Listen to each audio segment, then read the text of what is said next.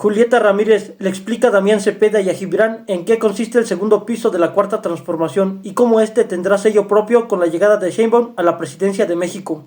Y la realidad es que quisiera comentar un poco de qué va esta segunda etapa de lo que le llamamos el segundo piso de la Cuarta Transformación, que para nosotros es la profundización de un sistema de gobierno, de un modelo de gobierno que es el humanismo mexicano. Primero, en esta parte quisiera comentar lo que se mantiene, la política que continúa como parte de esta continuidad con cambio. En primer lugar, bueno, los principios de por el bien de todos, primero los pobres, austeridad republicana, combate a la corrupción y a los privilegios se mantienen, la política social está garantizada, tenemos el mantenimiento de los programas sociales impulsados por el presidente López Obrador, más programas adicionales que impulsará la doctora, se propone igual la apuesta por la seguridad alimentaria, la apuesta por la soberanía energética, fortaleciendo a las empresas estatales, Pemex, CFE, se continuará aprovechando la posición estratégica de nuestro país en las fronteras para un intercambio comercial con Estados Unidos, con Canadá y con países asiáticos,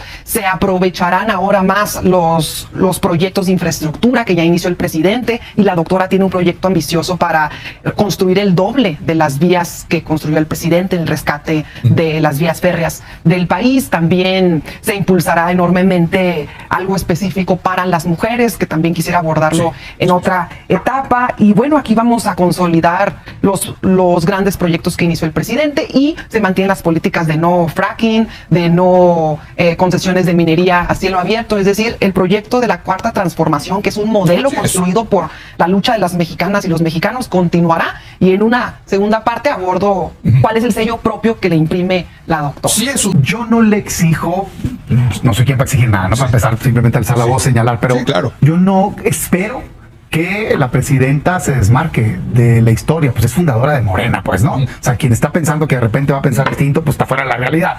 Lo que sí creo es que cada gobierno debe tener un sello y que la responsable es ella.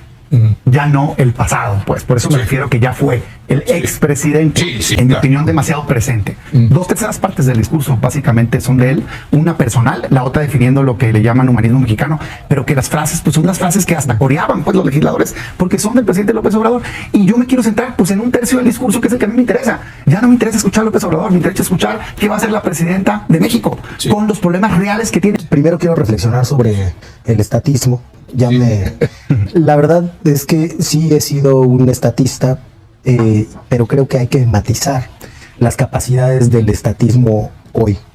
Hay alrededor del mundo algunos gobernantes que han querido utilizar de nuevo toda la capacidad del Estado para construir infraestructura y para desarrollar a sus países y que no lo han podido hacer como en el pasado. Ya ves, por ejemplo, Erdogan quiso construir tanto como Atatürk, ¿no? Y no se puede, o sea, el estatismo no puede ser hoy el de antes, porque el Estado mexicano no tiene la capacidad de construir con calidad de la misma manera que lo tenía en el siglo XX.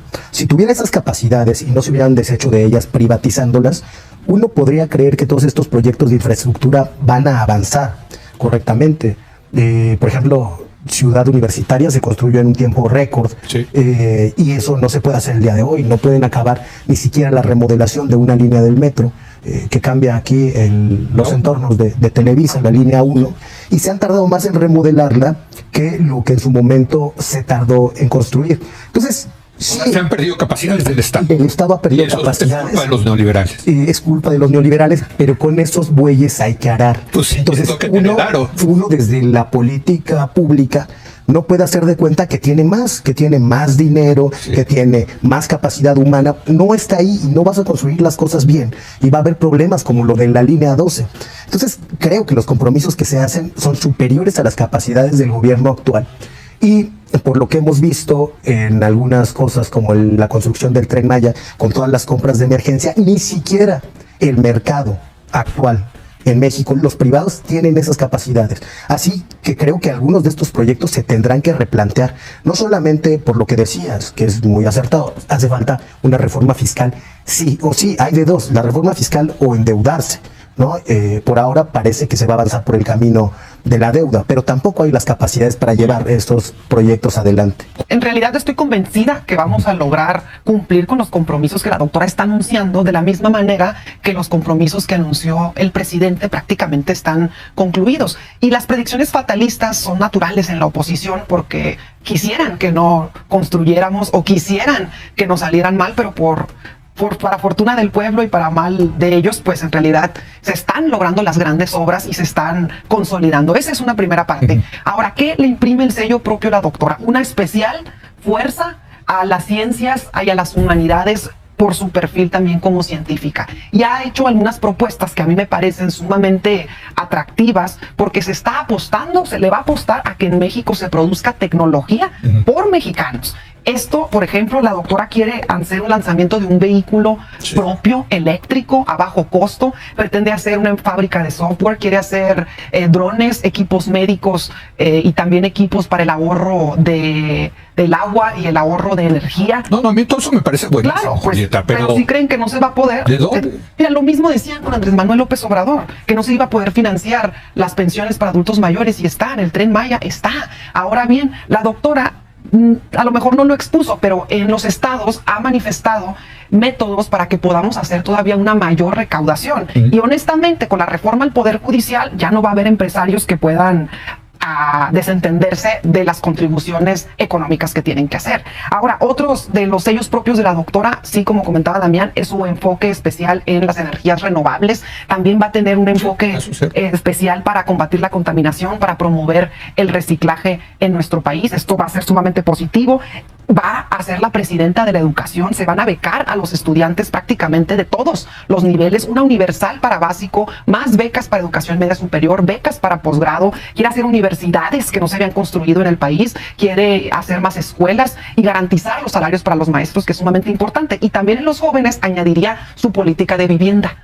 El expresidente López Obrador marcó la diferencia en la forma de gobernar. Demostró que sí puede haber una sociedad más equitativa en donde los políticos deben ver por los intereses del pueblo y no solo por los intereses de los empresarios. Esto es algo que lo ha diferenciado significativamente del PRIAN. La presidenta Sheinbaum en repetidas ocasiones ha asegurado que va a gobernar con los mismos principios con los que gobernó AMLO, dando a entender que le dará preferencia al pueblo. Eso significa que buscará una sociedad más equitativa, dejando otros 6 años más a los políticos al margen de seguir teniendo privilegios. No olvidemos que se redujo el sueldo a altos funcionarios. Los únicos que no aceptaron este cambio fueron los jueces y ministros del Poder Judicial, manteniendo su sueldo millonario intacto. La venta del avión presidencial fue otro privilegio que se quitó, la cancelación de pensiones millonarias a expresidentes, entre otras cosas más. El PRIAN critica que Sheinbaum dé continuidad con los programas sociales. Tampoco les agrada la idea de que se creen nuevos apoyos, cuestionando que de dónde se va a obtener el recurso. La oposición asegura estar del lado del pueblo, pero entonces, ¿por qué motivo no proponen o dan una solución para que los programas que se van a implementar este sexenio sean una realidad?